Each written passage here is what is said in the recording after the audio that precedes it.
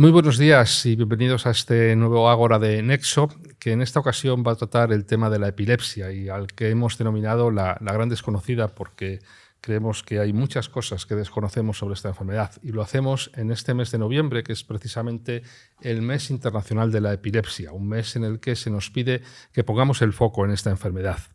Y para ello, pues estoy muy bien acompañado, estoy acompañado por Isabel Madrid, que es presidenta de la Asociación Nacional de Personas con Epilepsia, y por Irene Tarragó, que es, además de socia fundadora de Nexo, es también paciente, tiene trastorno de epilepsia y nos va a contar en primera persona qué es padecer esta enfermedad. Mi nombre es José María Antón y soy el vocal de políticas sociales de Nexo.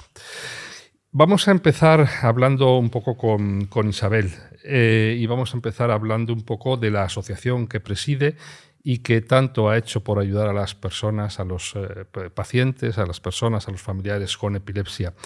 Isabel, ¿cómo surge la idea de crear la asociación?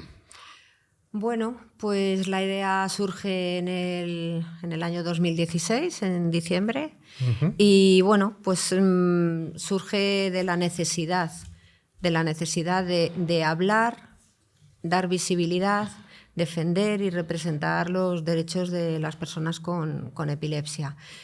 Como bien has dicho, es una enfermedad muy estigmatizada y creemos y consideramos, tanto pacientes como familiares, que hay que hablar de ella. Hay que hablar de ella para que la sociedad la normalice. Las cosas se normalizan conociéndolas, facilitando información y formación. Y bueno, pues esa es la idea y el objetivo, ¿no? de seguir trabajando. Ya vamos a hacer 7 años trabajando, colaborando con entidades privadas y públicas y con especialistas en distintas disciplinas para, bueno, pues para seguir este camino y conseguir el objetivo, normalizarla. Fenomenal. Fíjate que has dicho que algo muy importante, luego no profundizaremos, es una enfermedad desconocida a pesar de que se tienen registros de esta enfermedad, es la enfermedad neurológica posiblemente de la que más tiempo haga que se tienen registros. 4.000 años antes de Cristo ya hay algún escrito que habla de la epilepsia y aún así a día de hoy sigue siendo desconocida y por eso pues todo lo desconocido los seres humanos a veces lo estigmatizamos, nos da miedo. Es verdad, ¿no? Porque ¿cuántas personas pueden tener epilepsia hoy en día en España? ¿Lo sabéis? A ver, el último estudio oficial, que es el Epiveria, se realizó en el año 2014 y ya daba unos datos de 400.000 personas en España. Personas. Pero la epilepsia tiene diagnóstico de entre 10.000 y 20.000 nuevos casos cada año, asociados a múltiples causas. No olvidemos que no es una enfermedad en sí misma, sino es un síntoma asociado a múltiples patologías o causas. Claro, de eso también te quería yo preguntar, porque bueno, aunque sabemos que no eres médico, pero sí que nos gustaría que nos hablaras un poquito más en profundidad de qué es la epilepsia, para que la gente la conociera sin necesidad de entrar en términos técnicos, pero ¿qué es la epilepsia? ¿Cómo definirías tú? ¿Cómo se la contarías tú a alguien que no sepa nada de lo que es la epilepsia? ¿Cómo le contarías tú lo que es la epilepsia? Pues la epilepsia es un desorden neurológico de las neuronas. En un momento dado a lo largo del día o de la vida, un grupo de neuronas deciden desordenarse y pueden provocar diferentes tipos de crisis, hasta 63. ¿Qué ocurre? Que la sociedad, la epilepsia que conocemos cuando decimos epilepsia, lo asociamos siempre con la crisis convulsiva.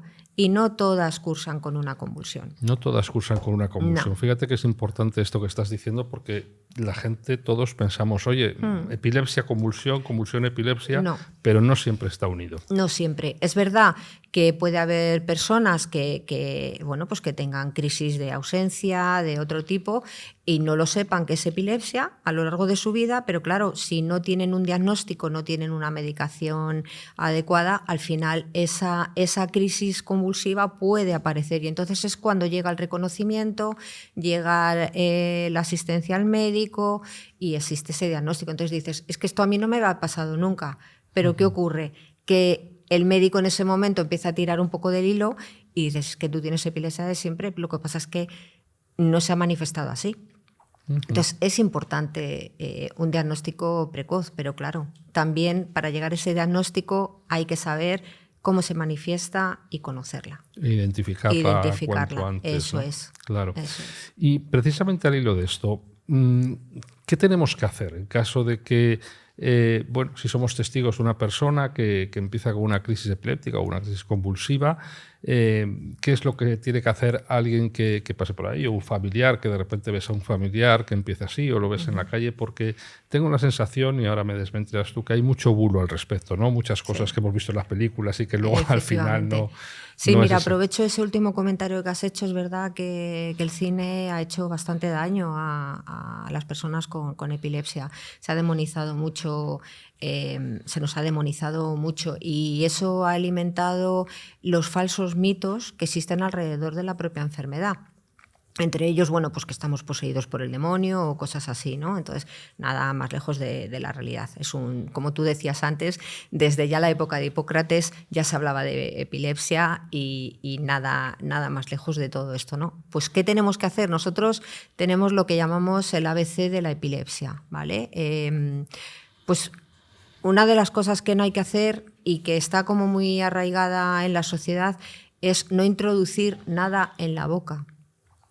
Se tiende muy importante esto, muy importante. Se tiende a decir que nos tragamos la lengua no nos la podemos tragar porque es un músculo, entonces no hay que abrir la boca. ¿Por qué? Pues porque podemos provocar daños mayores. Podemos romper una pieza dental que puede pasar a las vías respiratorias, podemos romper la mandíbula. Entonces nunca se debe de abrir la boca, porque a lo mejor que se puede llegar es que la persona se muerda la lengua, sangra y bueno, ahí nos quedamos, ya está.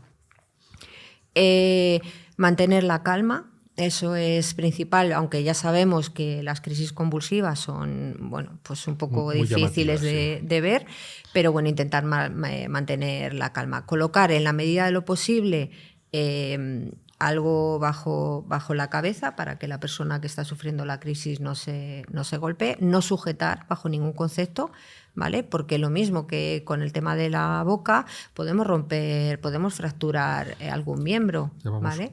Dos cosas importantes: no meter nada en la boca y no agarrar para que... Eso es. Y luego, bueno, si la crisis dura más de 5 minutos, ya entramos en un proceso sanitario de urgencia. Hay que llamar a los servicios de emergencia y bueno, porque ya sí que es verdad que hay que maniobrar de manera sanitaria, que eso ya escapa a... Pero no es lo habitual, ¿no? Una crisis normalmente dura menos de 2 minutos. Sí. Es verdad que esos minutos, incluso medio minuto, se nos hace interminable. Parece que lleva mucho tiempo, pero... la crisis tiene un inicio, una subida, un pico y un descenso, ¿vale? Entonces hay que esperar, ¿vale? Mira, ya has hablado antes, has tocado antes el tema de la estigmatización, que se ha llegado incluso a lo largo de la historia a pensar que esas personas podrían estar como poseídas por el demonio, y dices, bueno, pero eso era cosa de la Edad Media, de cuando se quemaban brujas y tal, pero aún hoy en día todavía, pues sobre todo a lo mejor en los niños, todavía persiste esa estigmatización, ¿no?, de las personas con convulsiones. A mí me gustaría que hablaras un poco de esto y sobre todo que nos dieras un poco pistas para cómo poder acabar con esta estigmatización que tienen estos pacientes. ¿Qué podemos hacer como sociedad para ello? Pues normalizarla, hacer lo que en nuestro caso estamos haciendo desde la asociación, dar visibilidad, como hoy estamos aquí para hacerlo, dar información, dar formación, ¿vale?, a la sociedad para erradicar esos falsos mitos. Es que, aún a día de hoy, en algunos países se sigue considerando que las personas con epilepsia, bueno, pues estamos poseídos por el demonio y nada más lejos. Qué barbaridad. Hasta los años 90 se ha considerado una enfermedad mental y no lo es. Entonces, es verdad que en algunos casos Las personas con epilepsia pueden desarrollar algún tipo de comorbilidad de otro tipo, pero no siempre, no tiene por qué. El 80% de las personas con epilepsia hacen una vida totalmente normal, controlada con los medicamentos.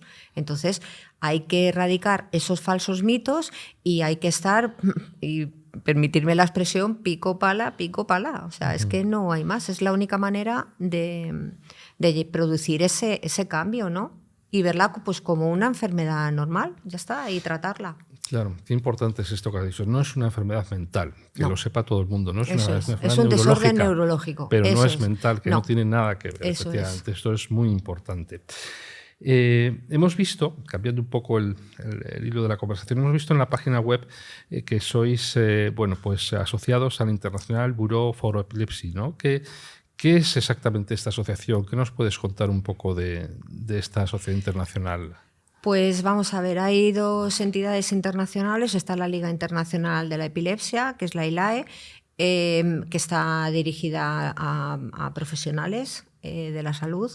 Y luego está el Buró Internacional de la Epilepsia, que es una entidad dirigida a entidades de pacientes, ¿vale? A nivel mundial. Entonces, bueno, pues nosotros estamos como capítulo asociado y bueno, pues creemos que es una manera también de llegar sobre todo a los países más desfavorecidos, ¿vale? Con lo que hagamos aquí en España a través de nuestra asociación, siendo capítulo, bueno, pues sí queremos trasladar y dar esa posible ayuda, esos recursos que nosotros a lo mejor aquí tenemos y no tienen en otros países, poder facilitarles esas herramientas que a lo mejor aquí lo tenemos un poco más sencillo.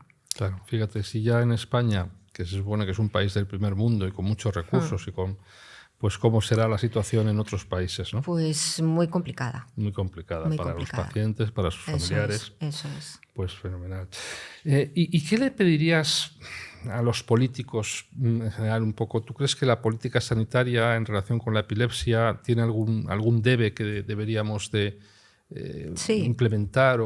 Sí, se debería de trabajar más, los políticos deberían de ofrecernos más la posibilidad de hablar con nosotros, ¿vale? De trasladarles, de ser la voz de los pacientes, porque al fin y al cabo las asociaciones de pacientes están formadas por pacientes o por familiares, o sea, vivimos y convivimos, en nuestro caso, con la epilepsia, ¿no? Entonces eso es importante trasladarlo, trasladar nuestro día a día a la política, porque al fin y al cabo la política es quien tiene las herramientas para cambiar las cosas. Entonces, hacer políticas sanitarias, sociales, ayudarnos a hacer campañas de visibilización para normalizarla, dar a conocer, todo este tipo de cuestiones. Y que pongan de verdad a los pacientes y a sus familiares en el foco. centro de todas las políticas Totalmente. que se hagan. Es importante. Eso es.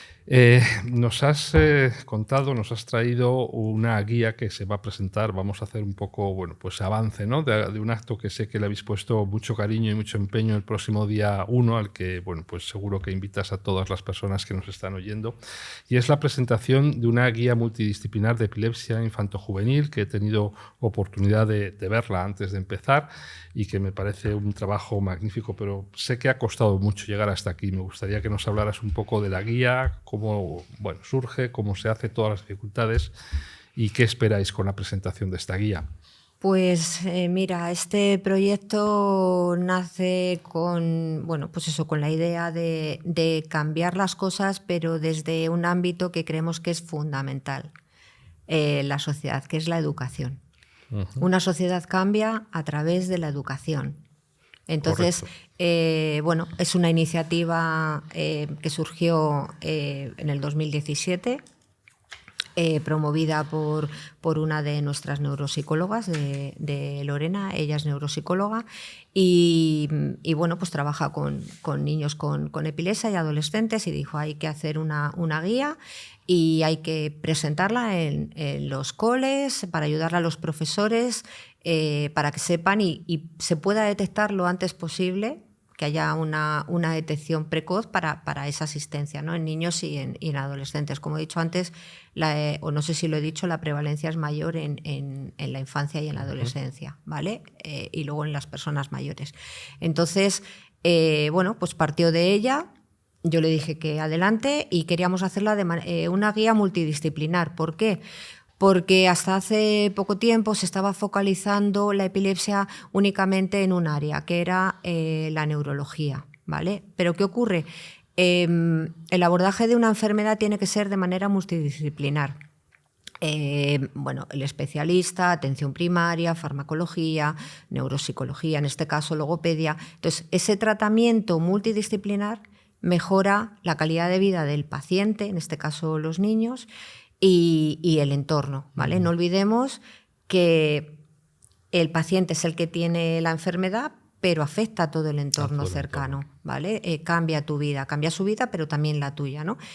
Entonces, bueno, pues se ha hecho de manera multidisciplinar con neuropediatría, enfermería escolar, porque queremos que la enfermera escolar también se implante a nivel nacional, porque creemos que es muy necesaria.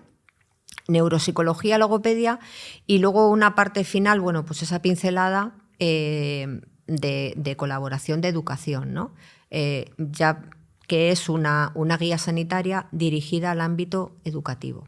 Entonces, bueno, pues queremos presentarla de manera oficial. Ha costado mucho, hemos tenido también 2 años de pandemia por medio, que para el personal sanitario y educativo ha sido también un reto y, bueno, en cierta manera también ha estado un poco todo parado. Pero bueno, por fin de manera online vio la luz el año pasado por estas fechas en nuestra página web y ahora queremos presentarla en papel. Correcto. En papel y en sociedad, por decirlo de alguna forma. La verdad es que es un gran trabajo y, bueno, pues nada, animo a todo el mundo a que esté presente en esa presentación que va a tener lugar el próximo día 1. Y tenemos que ir acabando un poco por cuestiones de tiempo, pero quizá hay alguna cosa que quieras decir, que no hayamos tocado, algún mensaje que quieras lanzar desde desde tu papel de presidenta de la asociación. Pues nada, que yo sí pediría que, bueno, que las asociaciones hacemos lo que podemos, pero que la implicación de los pacientes y de los familiares es muy importante. Tenemos que empezar a hacer pedagogía nosotros mismos, decir, bueno, pues tenemos un diagnóstico de epilepsia o nuestro familiar tiene un diagnóstico de epilepsia, pero hay que continuar, hay que seguir. La vida no se nos puede parar aquí y tenemos que seguir. Hay que pedir ayuda para no hacer el camino solos, pero aquí estamos. No puede condicionar nuestra vida. Hay que continuar. Ese es el mensaje. Pues fenomenal. Pues nos quedamos con ese mensaje de esperanza y muchas gracias, Isabel. Y vamos a pasar ahora a hablar con Irene, que es un placer también, igual que en el caso de Isabel, tenerte hoy aquí con nosotros, Irene, y que además, bueno, pues te lo agradezco doblemente porque eres muy valiente, porque Irene viene a hablarnos en primera persona. Ella es, bueno, una persona con epilepsia y lo que queremos es conocer tu vivencia en ese sentido, ¿no? Pues, ¿a qué edad te diagnosticaron la epilepsia? ¿Desde cuándo sabes que tienes epilepsia? Pues me diagnosticaron con epilepsia a los 17 años. A los 17 años. Pero como muy bien ha dicho Isabel, cuando te diagnostican de epilepsia, vas tirando del hilo y resulta que tu epilepsia no es desde los 17 años, es anterior. Porque yo tenía algunos episodios de quedarme rígida, de poner los ojos en blanco, de dolor de tripa, que también es un síntoma, aunque parezca que no. Y entonces, pues ya cuando estuve en el médico y, bueno, 3 años después, a los 20 años, que me dio otra crisis, entonces es cuando fuimos para atrás y pasó todo esto que estoy contando.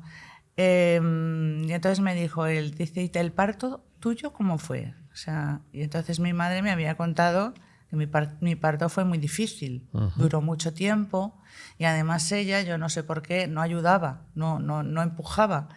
Y se ve que mi cerebro pues llegó un momento en que no le llegó oxígeno. al cerebro. Y puede ser que la lesión venga de ahí, la lesión que tengo. Entonces, pues todo aquellas cosas que me pasaban en la infancia era ya una premonición de que ahí había algo, ¿no?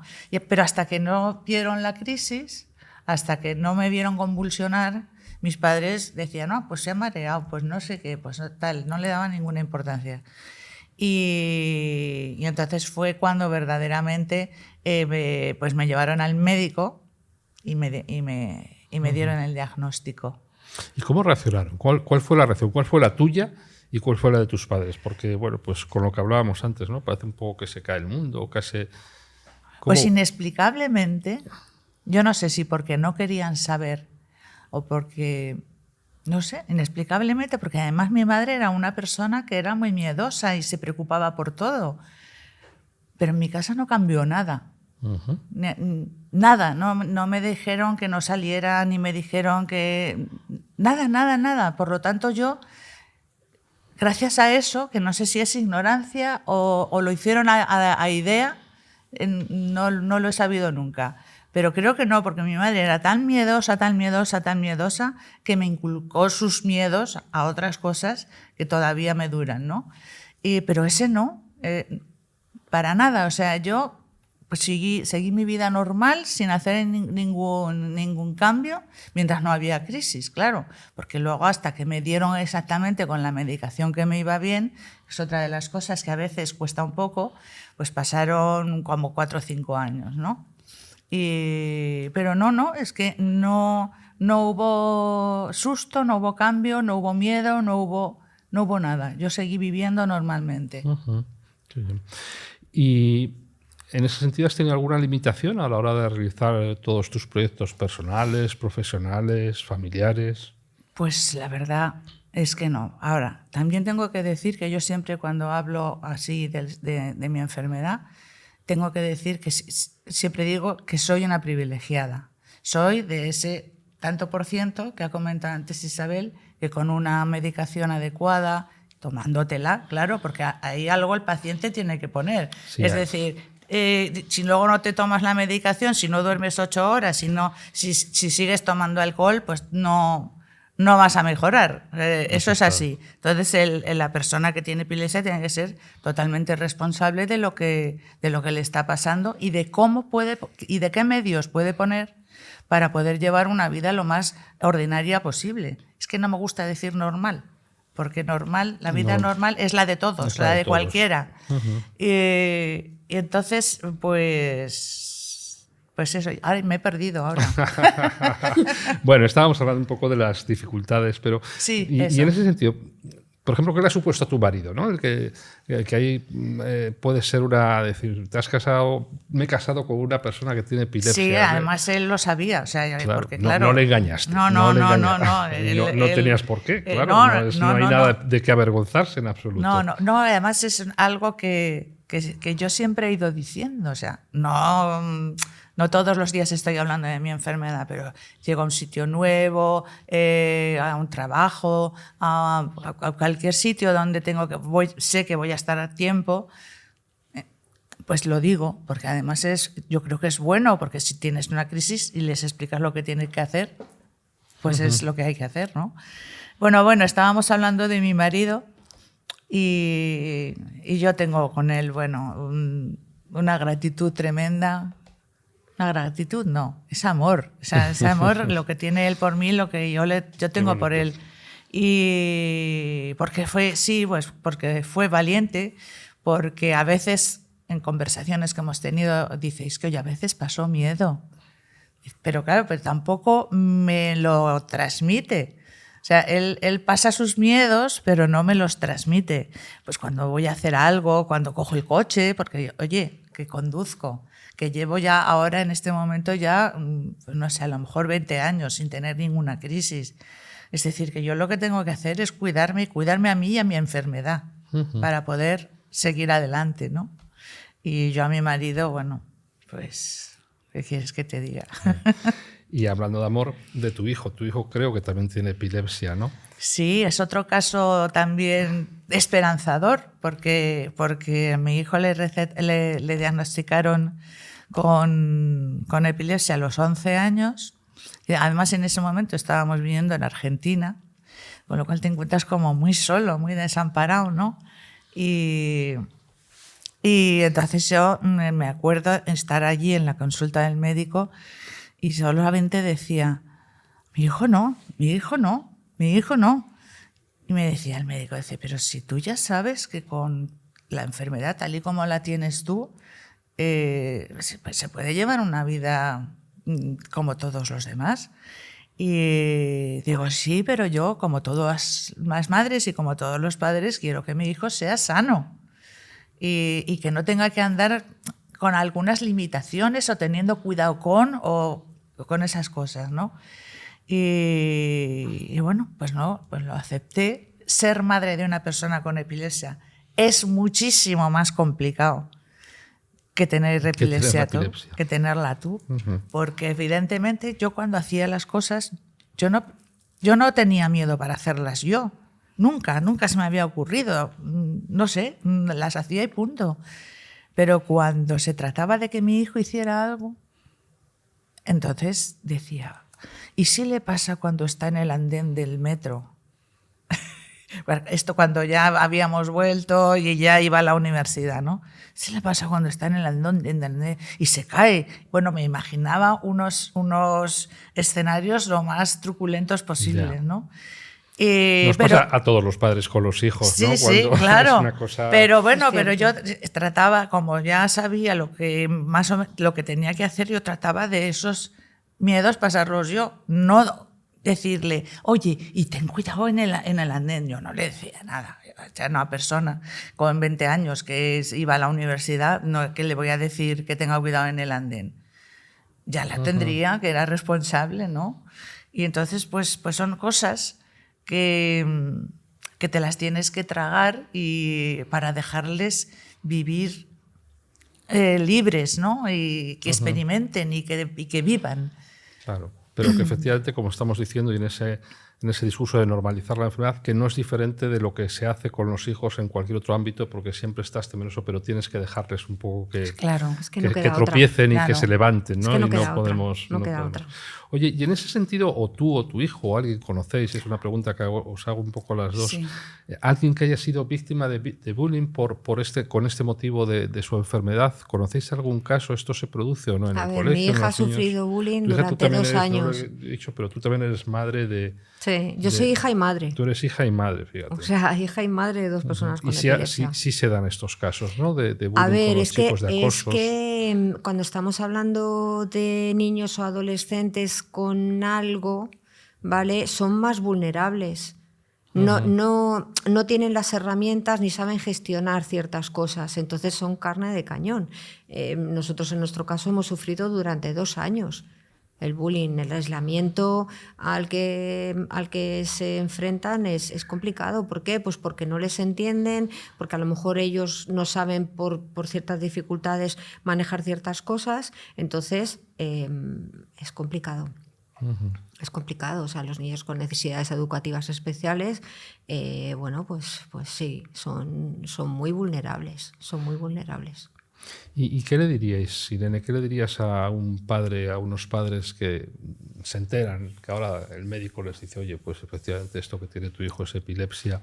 ¿Qué recomendación le haríais? Y luego cualquiera de los dos o las dos podéis contestar que tenéis la experiencia de haber pasado por ello. Sí, bueno, yo quería terminar la historia de mi hijo diciendo que mi hijo se curó. Mi hijo, cuando ya tenía 25 años o así, el médico dijo, oye, vamos, y llevaba todo ese tiempo con su medicación y sin ninguna crisis. Y vamos a ir quitándole la medicación a ver cómo responde. Y entonces, pues con mucho miedo también, porque es un periodo en el que dices, ahora es cuando puede ocurrir cualquier cosa, ¿no? Que le vas disminuyendo la medicación poco a poco hasta que se queda 0. Y entonces, cuando ya llevó 1 año entero sin ninguna medicación y sin ninguna crisis, dijo, pues yo por mí te doy el alta. y hoy tiene 34 y está bien. Qué bien. O sea que me explicaron después, que Isabel seguro que lo explica mejor que yo, que se trata de una epilepsia como si dijéramos del crecimiento. Entonces, a él le empezó a los 11 y cuando le terminó, pues fue cuando ya estaba en el desarrollo completamente Claro, con terminado. una etapa de maduración neurológica. Sí. Y bueno, yo los padres que ahora les diagnostican a un hijo con epilepsia, les diría que sobre todo que calma, que no todos los casos de epilepsia son graves y que puede su hijo estar perfectamente entre ese 70 u 80% de personas que pueden vivir pues como estoy viviendo yo plenamente. Seguramente tú tendrías que decirle alguna cosa más. A ver, no nos vamos a engañar, el diagnóstico cuando te lo dan es duro, no te lo crees, o sea, no vamos a mentir, porque es que es una realidad, ¿no? Te dan el diagnóstico y no te lo crees, dices esto no puede ser posible, ¿no? Entonces era también un poco esa cultura, ¿no?, del estigma, ¿no?, que decir, madre mía, epilepsia, ¿y ahora qué?, ¿no? Entonces, yo lo que sí que les diría, yo hice el camino sola. Es duro hacer el camino solo, no encontrar respuestas en ningún sitio, y yo les diría, les mandaría el mensaje que buscaran ayuda, que buscaran ayuda y que compartieran lo que viven, porque el compartir las emociones, tanto las buenas como las malas, es sanador. Así es. Es sanador. Entonces, cuando estás pasando por una situación muy complicada, es un proceso de duelo que cada uno lo llevamos a nuestro ritmo. Hay personas que lo canalizan de una manera, otras personas que lo canalizan de otra forma. Cada uno tenemos nuestro reloj, nuestro tiempo, y no se puede exigir a una persona que te diga, no, bueno, pues ya está, no pasa nada. No, bueno, hay que dejar ese proceso de asimilar el diagnóstico, pero que no lo hagan solos, que somos muchos, que estamos aquí para apoyarnos y que si no nos apoyamos nos caemos. Así es que que busquen ayuda. Pues con ese mensaje de esperanza y de buscar ayuda que es tan importante, y agradeciéndoos que hayáis estado hoy con nosotros, hemos conocido un poquito más sobre la epilepsia, habéis contribuido a que sea más conocida, menos desconocida, y agradeciéndoos muchísimo la labor que hacéis desde la asociación y día a día tú también, Irene, contribuyendo a difundir lo que es la enfermedad, pues agradeciéndoos todo este vuestro tiempo. Nos despedimos ya y bueno, pues les emplazamos a algún otro nuevo capítulo de Agora Nexo. Muchísimas gracias, Isabel, muchísimas gracias, Irene, a ti. Y a todos ustedes, pues hasta el próximo día. A vosotros.